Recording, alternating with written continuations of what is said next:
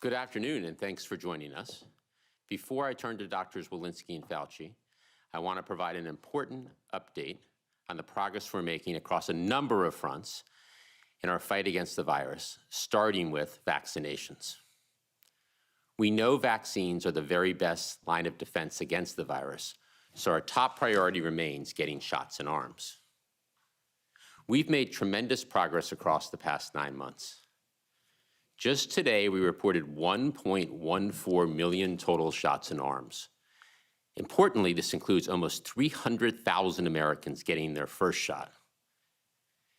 These are both the single highest day totals in the past 2 weeks.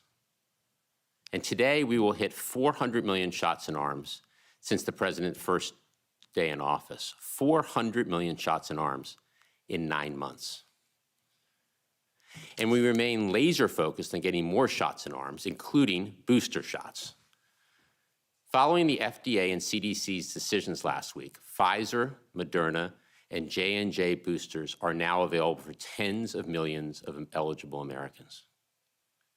We've worked with governors, state and local health departments, pharmacies, doctors, community health centers, rural health clinics, and long-term care facilities to be ready for this moment.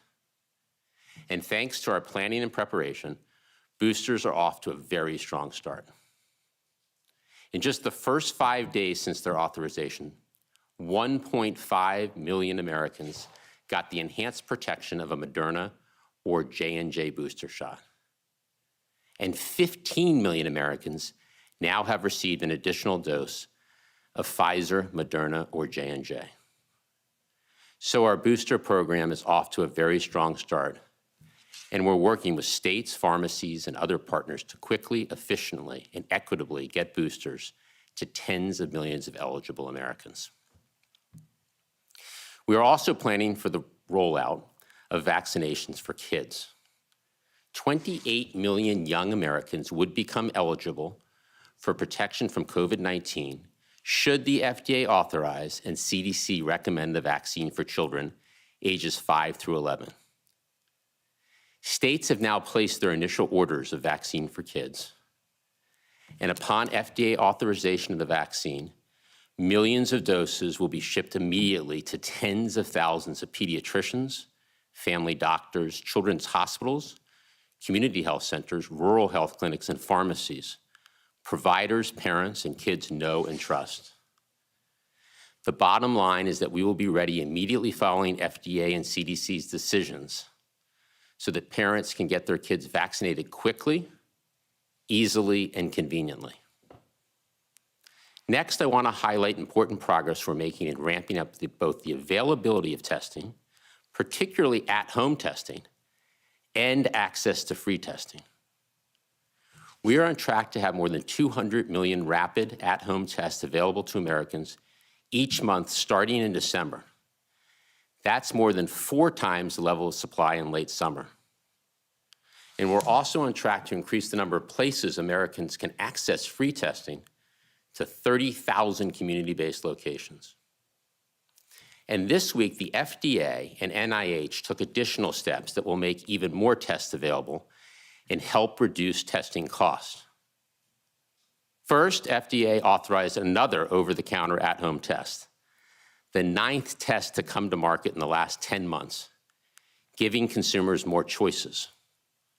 Second, FDA announced that at-home tests will now be able to be sold in single test packs, meaning Americans will have more options and no longer have to buy 2 test packs.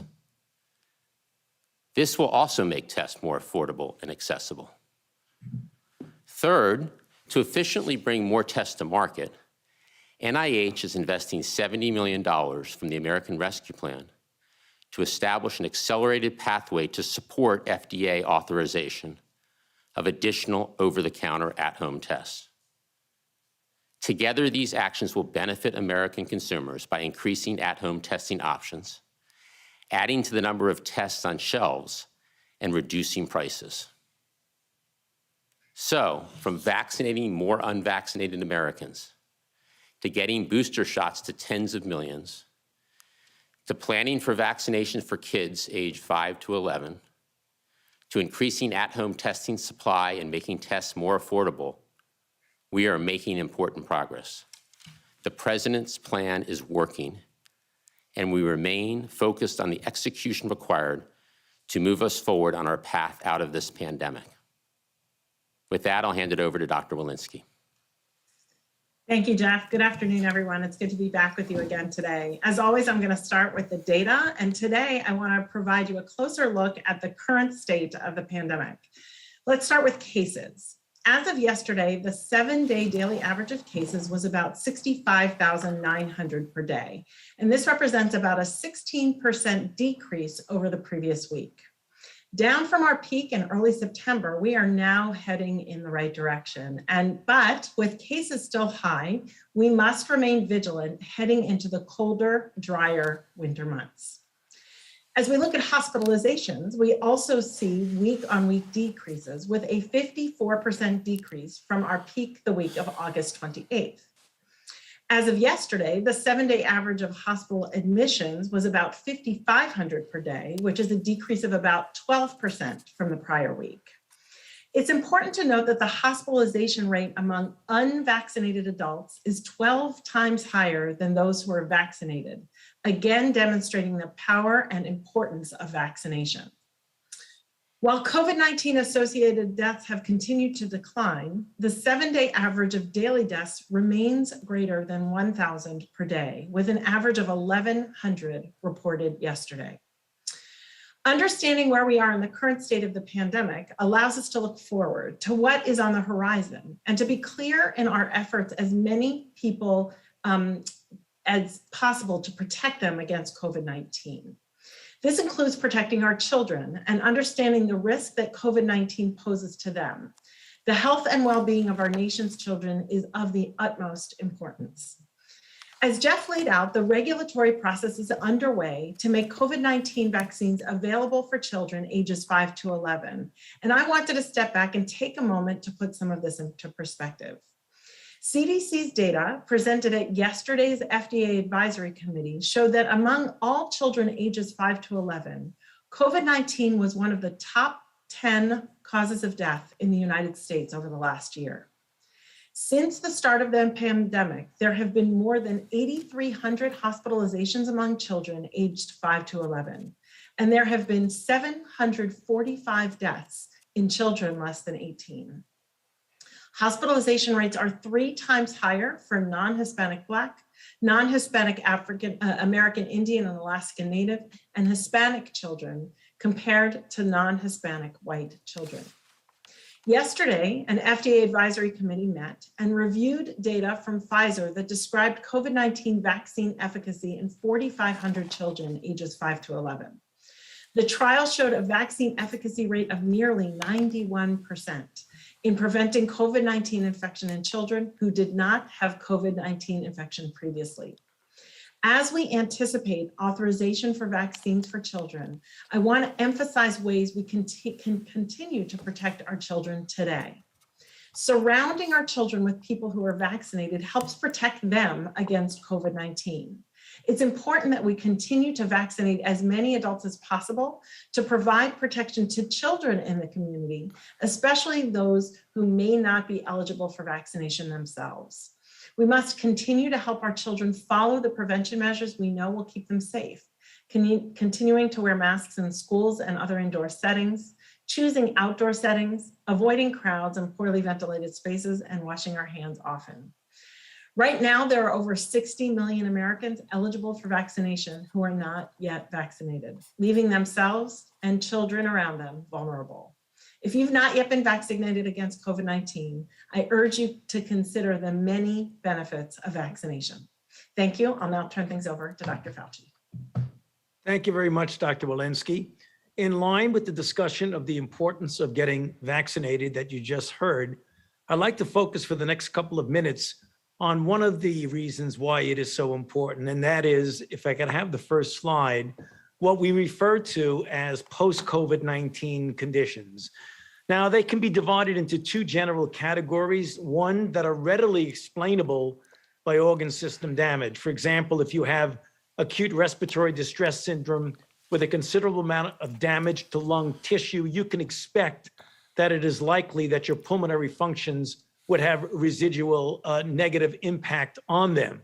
However, there's another syndrome, a group and constellation of signs and symptoms, which are not completely explainable by readily apparent pathogenic processes. This has been referred to as long COVID. Next slide. And what we see is a constellation of signs and symptoms that range from profound debilitating fatigue, shortness of breath, chest pain, dysautonomia, any of a number of the signs and symptoms shown on this slide in combination. This has been unexplained thus far by any identifiable pathophysiological process. Next slide. So let's take a look at the incidence of this. There have been a number of studies that have been published. This is just one representative 6-month retrospective cohort of over 270,000 people who were infected and had COVID-19. The range of individuals ranges from anywhere from 10 to more than 35% who might have at least one symptom between 3 and 6 months following the diagnosis of COVID-19. So that's the population in general. Next slide. What about children? It is very clear now that in certain cohorts that have been followed, that the cohort study in the UK indicate that a smaller percentage than the general population, which is obviously good news, namely around 4.4%, experience which would come under the category of long COVID. Next slide. What about the impact of vaccination? In this slide, recently published in the Lancet Infectious Diseases, people who were fully vaccinated, namely breakthrough infections, when you look at them, they were about half as likely as an unvaccinated person who then got infected to report long COVID symptoms, which is, again, interestingly, another reason why it is so important to get vaccinated. Next slide. We are doing studies now that have key questions and gaps. We need to know more about the epidemiology, the phenotype or presentation of a person, the spectrum, hopefully understanding the pathophysiological mechanisms, which would then lead to the possibility of intervention. Also, risk factors and finding out interesting questions, whether infection triggers changes in the body that increase the risk of other conditions, such as cardiovascular disease and neurological disease. So on the last slide, what we've been doing right now is putting forth a program which are referred to as Recover, for researching COVID to enhance recovery. It's an initiative that seeks to understand, prevent, and treat the long-term effects. And it is a meta-cohort study, and hopefully over the coming months to a year, we will give us more information made public as to this very perplexing symptom complex. Back to you, Jeff. Well, thank you, doctors. Let's open it up for a few questions. Kevin? Thanks, Jeff. Reminder, one question per person. First, let's go to Joyce Frieden at MedPage Today. Yeah, hi, thanks for taking my question. With the advent of all these increasing numbers of at-home tests, can you speak to the issues around accuracy in terms of false negatives and false positives? Has that been getting better? Yeah, I'm going to see if Dr. Walensky or Dr. Fauci have anything to add, but my understanding is the accuracy of the antigen tests is quite high. When people do receive a positive test, they're recommended to go get a PCR test to have that confirmation of the antigen test, but the antigen testing has proven to be quite sensitive. Dr. Fauci or Dr. Walensky, anything to add? No, I think you said it very well. We are having more tests. I think the thing that's really important is the investment that's being made so that we can have now an average of about 200 million tests per month available, which I think will be very, very important as part of the armamentarium that we use to get control of this. So the testing situation is certainly going in the right direction with regard to the availability of tests. Next question. Absolutely. Josh Wingrove at Bloomberg. Hi there. Thank you for this. Can you give us an update on the OSHA rule, or if you have any visibility on when that will kick in, and link to that whether you would consider the supply chain crunch in the determination of when to begin that? Some of the transport companies and whatnot are saying that compliance with this will exacerbate their labor shortage, and I wonder if you have any response to folks saying that. Yeah. Thank you. So on OSHA, the team has been working over at Labor to develop the emergency temporary standard that covers employees with over 100 employees to ensure that workers are fully vaccinated or undergoing testing on a regular, at least one time per week basis. That's obviously critical to help stop the spread in the workplace. As one of the final steps in the process, the agency, Department of Labor, has submitted the text of the emergency temporary standard to the Office of Management and Budget. And while we don't have a specific time to provide today, Josh, the rule will be finalized soon. But we know businesses are already acting, and we've seen major companies and small businesses and other organizations step up each and every day with vaccination requirements.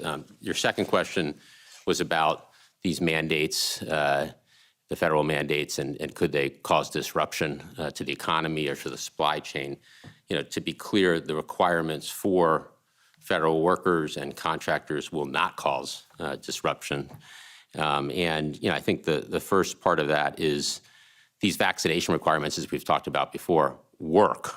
First adopters have seen very strong compliance, 99% at United Airlines, 99% at Houston Methodist, the health system, which was one of the early movers, 99.5% at Rutgers University. And just yesterday, Tyson's Food announced that they're at 96% of their workers who've gotten vaccinated, with still days to go before their deadline next week. The other piece of this is that vaccination requirements for federal workers and contractors, there's still weeks until we reach those deadlines. And it's important to remember that those deadlines are not cliffs. The federal worker deadline is this 22nd of November, and the federal contractor deadline is not until December 6th. But even once we hit those deadlines, we expect federal agencies and contractors will follow their standard HR processes, and that for any of the probably relatively small percent of employees that are not in compliance, they'll go through education, counseling, accommodations, and then enforcement. So these processes play out across weeks, not days. So to be clear, we're creating flexibility within the system. We're offering people multiple opportunities to get vaccinated. There is not a cliff here. And the purpose, I think most importantly, is to get people vaccinated and protected, not to punish them. So we do not expect any disruptions. Next question, please. Cheyenne Haslett at ABC News. Thank you. Given the concerns expressed about the potential for unknown side effects at yesterday's meeting, and given that cases are falling, as you mentioned, Dr. Walensky, should there still be as much urgency to get kids vaccinated? Dr. Walensky. Thank you, Cheyenne. So, I think there's urgency because we're seeing disease in children. We've seen deaths in children. And we've seen long COVID, as Dr. Fauci demonstrated, in children. Certainly, we have seen cases come down before, and the way to prevent surges again is to get more and more people vaccinated and make sure that we have protection. So I will look forward to the discussion of the Advisory Committee on Immunization Practices next week. Wonderful. To clarify one thing from the prior question from Josh, I think I misspoke and said that the deadline for federal contractors was, the correct deadline is December 8th. If I misspoke and said the 6th, that was a mistake. December 8th is the deadline for federal contractors. Next question, please. Go to Meg Tyrell at CNBC. Thank you. I have a question about sort of last mile assistance overseas. There's been an increasing amount of discussion about the fact that it could be useful for the U.S. to help not just in donating doses of vaccine, but also help with administration of those doses. Andy Slavitt has been talking about potentially the troops from Afghanistan being deployed to places like Haiti and Africa. Can you talk a little bit about what the U.S. is already doing in terms of assistance with last mile in other countries, and are any plans to increase that assistance? So Meg, it's a good question, and I want to start by reminding people of what the U.S. is doing on vaccine supply. We've already sent over 200 million doses to over 100 countries and have committed to sharing, donating 1.2 billion doses in total across the next period of time.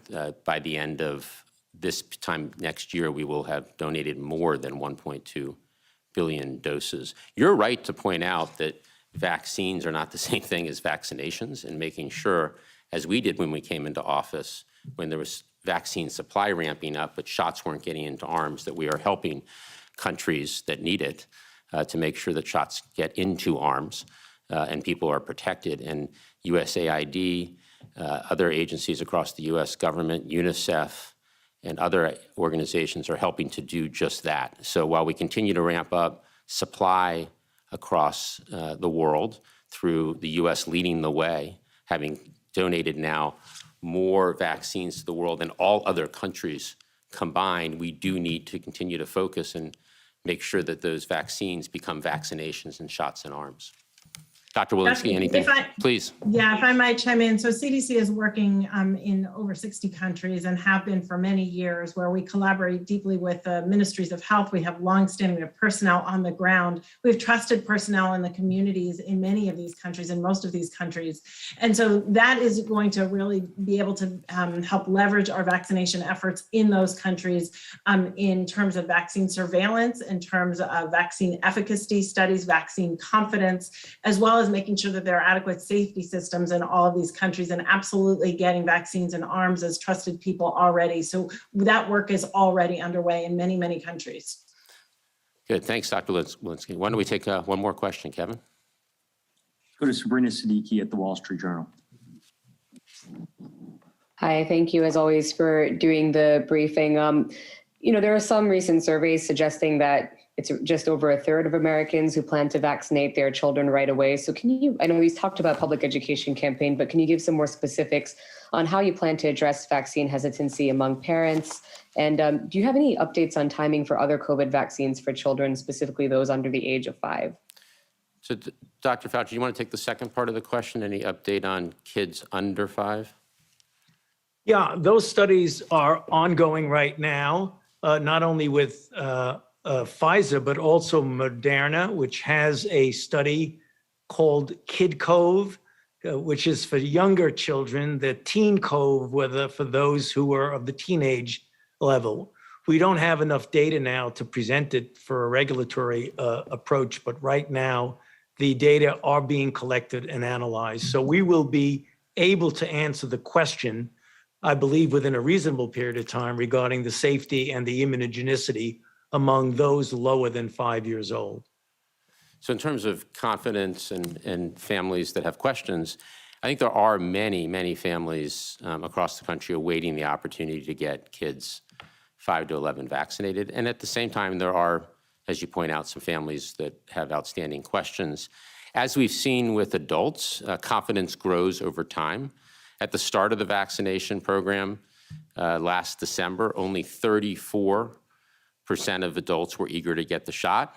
And today, nearly 80% of adults, those over 18, have at least their first shot. So if the vaccine is authorized and recommended, we will be ready. We've talked about being ready with supply and tens of thousands of locations across the country, but we'll also make it convenient and easy for parents to get their questions answered. We're building partnerships with the Children's Hospital Association and the American Academy of Pediatrics. The Surgeon General, Dr. Vivek Murthy, is setting up the Parents Leadership Corps, a group of well-known medical experts, including pediatricians and family doctors, trusted parents, and other outside stakeholders who will amplify accurate information online and in media appearances. You know, we've learned throughout that what matters most is local trusted messengers that in this instance, parents and kids can turn to get their questions answered. And we'll also be out with a full range of channels of media, including, you know, robust paid media campaigns across television, radio, print, social, and digital. So we will be ready to answer questions and build confidence through local efforts and national efforts. And the bottom line is we expect more and more kids to get vaccinated across time. Thank you for today, and we look forward to the next briefing.